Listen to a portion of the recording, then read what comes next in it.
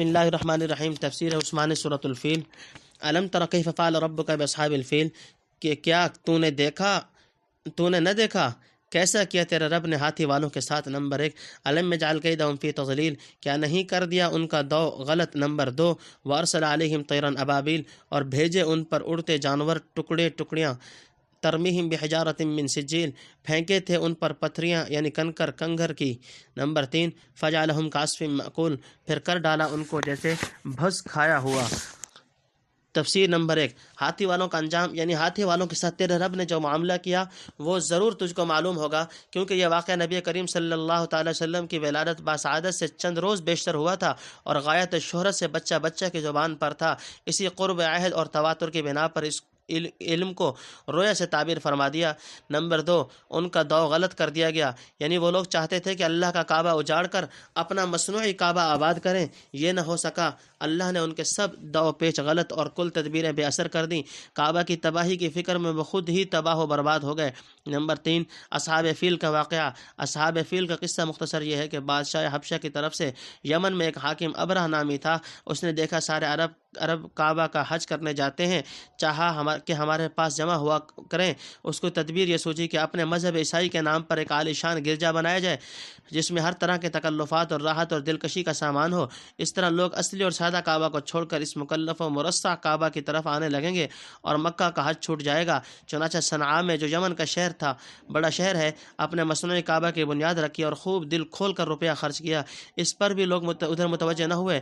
عرب کو خصوصاً قریش کو جب اس کی اطلاع ہوئی، سب سخت خشمگین ہوئے۔ کسی نے غصہ میں آ کر وہاں پخانہ پھر دیا۔ بعض کہتے ہیں کہ عرب نے آگ جلائی تھی، ہوا سے اڑ کر اس عمارت میں آگ لگ گئی۔ ابرہہ نے جھنجھلا کر کعبہ شریف پر فوج کشی کر دی، بہت سے لشکر اور ہاتھی لے کر اس ارادہ سے چلا کہ کعبہ کو منہدم کر دے۔ درمیان میں عرب کے جس قبیلہ سے مزاحمت کی اسے مارا اور مغلوب کیا۔ حضرت صلی اللہ علیہ وسلم کے دادا عبد المطلب اس وقت قریش کے سردار اور کعبہ کے متولی اعظم تھے۔ ان کو خبر ہوئی تو فرمایا، لوگو اپنا بچاؤ کر لو، کعبہ جس کا گھر ہے وہ خود اس کے بچا لے گا۔